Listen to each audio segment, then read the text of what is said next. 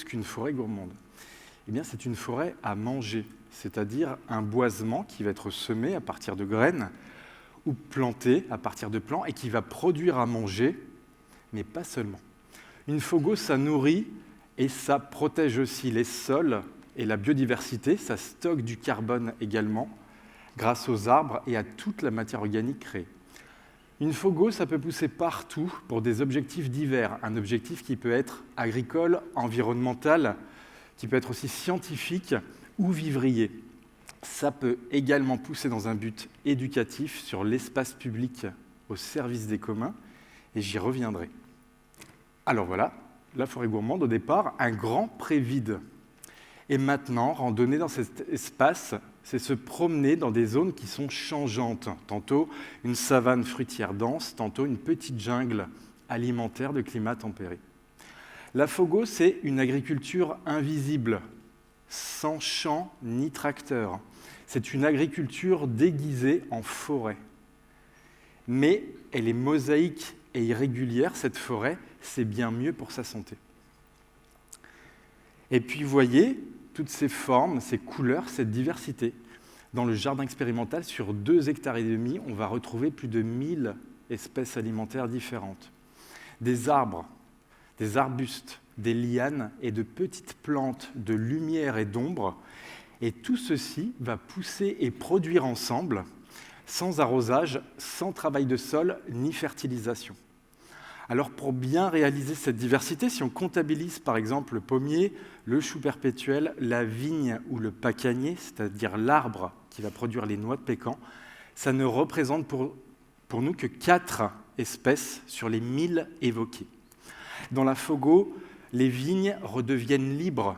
Ce sont des lianes qui vont grimper entre les arbres fruitiers, former des guirlandes productives. À leurs pieds, on peut trouver par exemple des mesclins sauvages, du gingembre rustique ou du thé de l'immortalité. Comme dans les contes, on rentre dans une fogo les paniers vides pour en ressortir les paniers pleins. Mais tout d'abord, posons-nous une question primordiale. Qui arrose et fertilise une forêt? Absolument personne, et pourtant c'est une des plus grosses productions de biomasse de la planète, et ça depuis 400 millions d'années.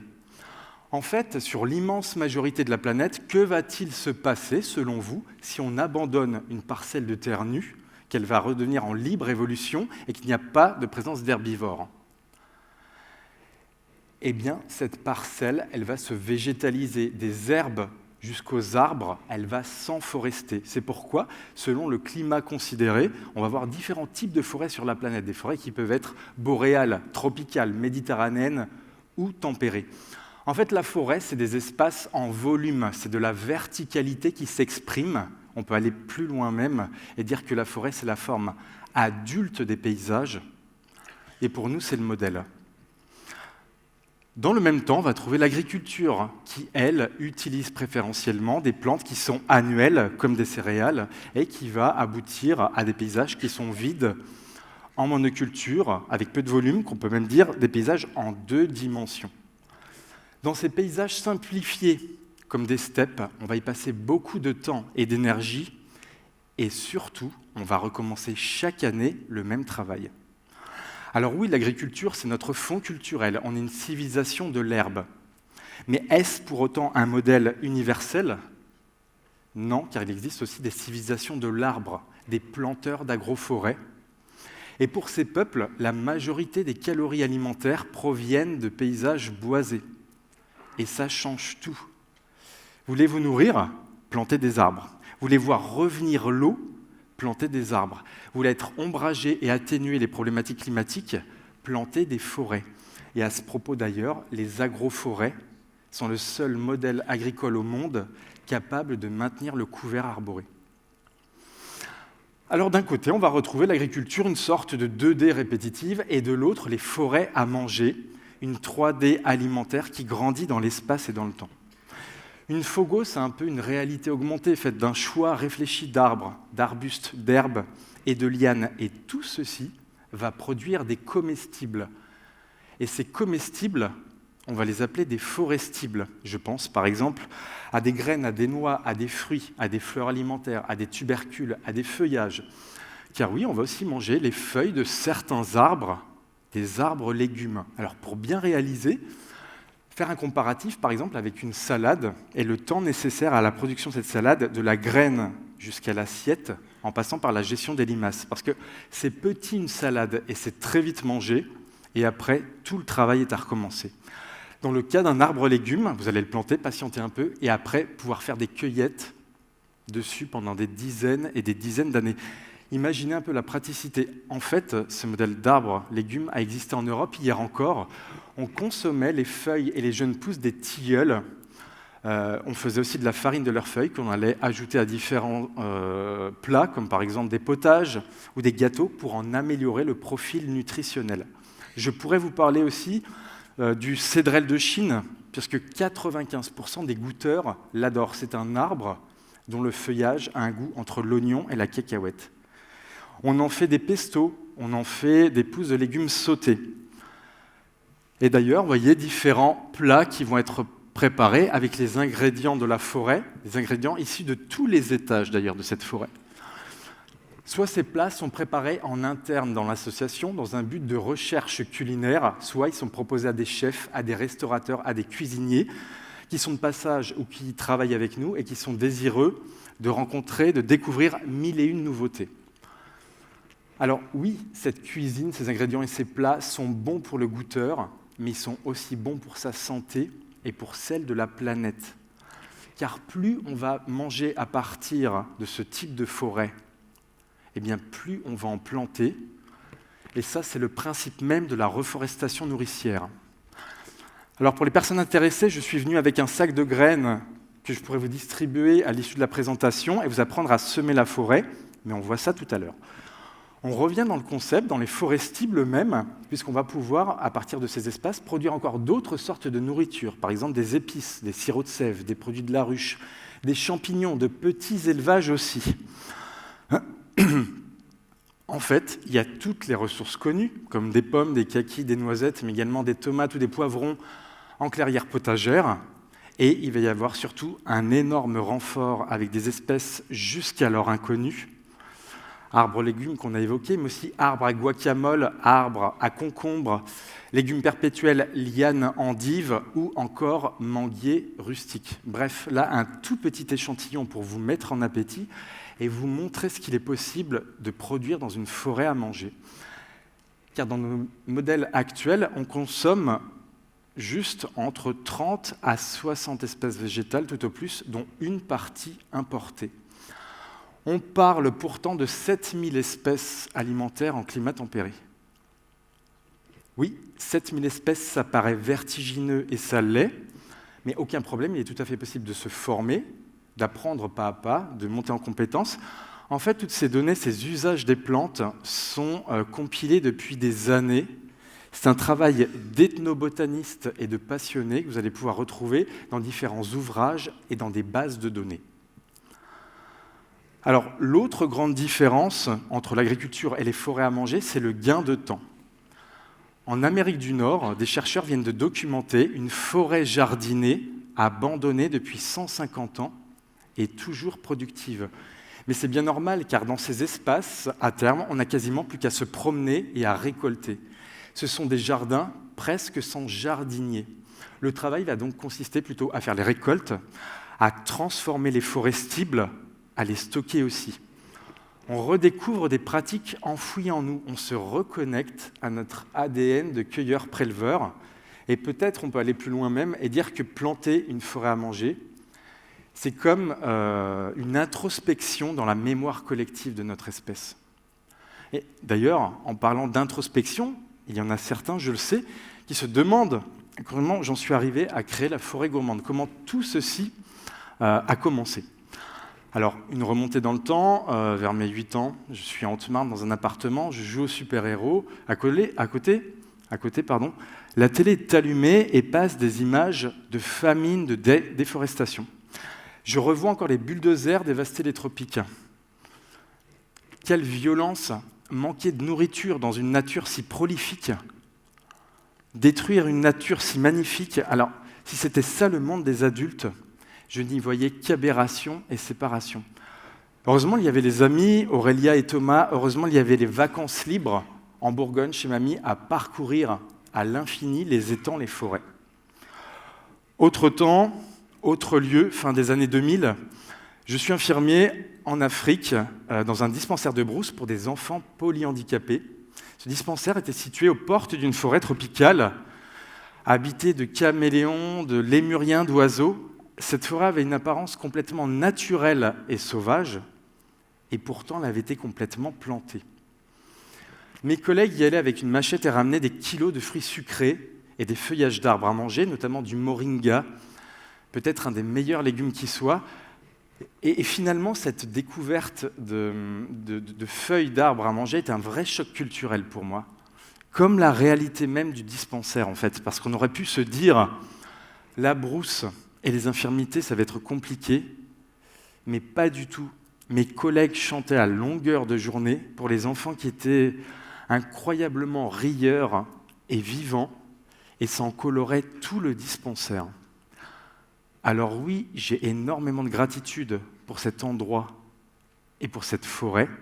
À mon sens, d'autres avaient trouvé une manière durable d'être au monde, produire efficacement en jardinant la forêt et vivre toujours, quoi qu'il arrive, dans la grande respiration des arbres. Et finalement, c'est cette joie, cette facilité que j'ai voulu essayer de recréer en climat tempéré quand je suis revenu en Europe. Et moi aussi, je voulais ma propre forêt à manger. Donc on peut revenir, si vous le voulez bien, dans le concept, dans la forêt gourmande, dans le dessin de ce jardin lui-même, qui est aussi fait de sentiers, de clairières. C'est un espace qui est définitivement un espace de multiproduction. On l'a déjà bien vu. Cette forêt va nous donner à manger toutes sortes d'aliments, de nourriture, mais également des plantes médicinales et du bois énergie. Et des biomatériaux. Je pense par exemple à des gommes, à des cires, à des résines, à des latex, à des fibres, à des colorants. Et toutes ces matières premières naturelles qui ont été abandonnées hier pour cause d'énergie fossile bon marché sont en train de faire leur grand retour pour repenser nos habitats, pour faire de l'art brut, pour faire de la musique et bien d'autres expressions encore. Alors voilà pour cette petite promenade dans la forêt gourmande, dans ce jardin expérimental qui finalement a été un prototype. Et depuis, la forêt gourmande a bien grandi, a porté d'autres graines et d'autres fruits, à l'image de ces projets qui sont en cours, vous voyez, un petit peu partout en France, mais également en Suisse ou au Benelux, et qui sont portés par d'anciens stagiaires de la forêt gourmande. Et encore, il ne s'agit là que des projets dont nous avons eu vent. Les acteurs de ces projets ont des profils extrêmement variés. C'est peut-être des particuliers qui mettent en place ces forêts, ou aussi des entreprises, des collectifs, des collectivités, des écoles, des artistes, des agriculteurs, des domaines viticoles ou encore des instituts scientifiques. Bref, on assiste là à un véritable mouvement citoyen de reforestation nourricière qui était encore confidentiel il y a de ça 5 ans. Et en fait, c'est bien normal, puisqu'une forêt gourmande, une FOGO est belle, elle fleurit, elle produit et elle résiste aux chocs climatiques comme aux maladies. Les avantages de ces espaces peuvent être aussi économiques, dans le cas des forêts à manger agricoles. Une photo tout en contraste, on survole la forêt à manger d'un agriculteur en Hollande, Wouter van Eyck. Sa forêt à manger, elle est conçue en allées. Elle a été réfléchie pour optimiser les récoltes et les circuits d'écoulement des produits. 2 projets se développent dans ce sens en France, la forêt à manger de Grasse au Jardin en Eure-et-Loire et la forêt à manger d'Audrey-Bruxelles aux portes du Jura. Autre contexte, autre objectif, autre proposition. Vous habitez en ville-village sans avoir de terrain, mais vous souhaiteriez voir démarrer ce type de projet. Aucun problème, en fait les terrains sont partout dès lors que l'on porte un projet qui est participatif et citoyen. Et en plus, pas besoin de grande surface puisque 500 à 1000 m² vont pouvoir suffire. Dans ce cas, imaginez une forêt à manger communale, par exemple au pied d'un immeuble, dans une école, dans une friche, dans un quartier. Les avantages, dans ce cas-là, sont également sociaux. D'où le démarrage de ces projets également aux 4 coins du pays. Je pense par exemple à la forêt à manger communale de Sainte-Eulalie, à côté de Bordeaux, à celle de Cahors, à celle de Poitiers, à celle de Chalon-sur-Saône, de Saint-Julien en Genevois, ou encore aux Ulysses. Mais vous allez me dire comment démarrent ces projets. On peut voir le cas concret, par exemple, dans la ville de Cluny. À Cluny, qu'est-ce qui s'est passé? Un collectif entend parler de la forêt gourmande, en parle à la mairie, qui comprend les avantages d'un tel projet, et met à disposition un terrain de 1000 m². À partir de là, différentes phases de projet vont se mettre en place pour aller jusqu'à la réalisation de cette forêt partagée. On va commencer par une réunion publique, inviter les citoyens, répondre à leurs questions pour partir d'un socle commun. Ensuite, on va travailler sur un recueil de données sur l'inventaire de la parcelle pour pouvoir cibler les usages et les usagers, travailler en co-construction avec les riverains et les citoyens intéressés. Et de ces temps de travail va résulter la création d'une maquette ou d'un plan de plantation. On va en parallèle réfléchir à la pédagogie du lieu, à la signalétique qui va être développée. Comment on utilise efficacement une forêt à manger communale sans risque, comment on s'éduque, comment on partage les informations les uns avec les autres. On va bien sûr aller jusqu'à la réalisation, donc ça va être des chantiers de plantation qui sont menés en participatif. Ce sont finalement des demi-journées, des journées qui sont émaillées de temps d'ateliers pédagogiques. Et puis on va écrire une feuille de route, ça va être un plan de gestion qui va être pensé pour le développement de ce projet sur plusieurs années. À Cluny, le projet sortit de terre en moins d'1 an. Dans cette ville, comme dans d'autres, à travers la mise en place de forêts à manger communales, on réinvente les espaces verts de demain. On recrée des aires éducatives. On fédère. On réunit. Et voilà, cette visite se termine, cette promenade, et j'espère vous avoir donné matière à voir les forêts à manger pour ce qu'elles sont. Une agriculture du futur, un projet de société pour la résilience alimentaire et climatique des territoires, une manière totalement nouvelle de partager le monde avec le reste du vivant. Et oui, planter des forêts gourmandes partout, c'est mon rêve. Et si ce soir, j'ai pu faire naître cet élan en vous, j'en serais vraiment incroyablement heureux. Et n'oubliez pas tout à l'heure, pour celles et ceux qui sont intéressés, je vous donne rendez-vous pour vous donner des graines d'espèces rares et stratégiques et vous apprendre à semer la forêt. Un immense merci à vous toutes et à vous tous.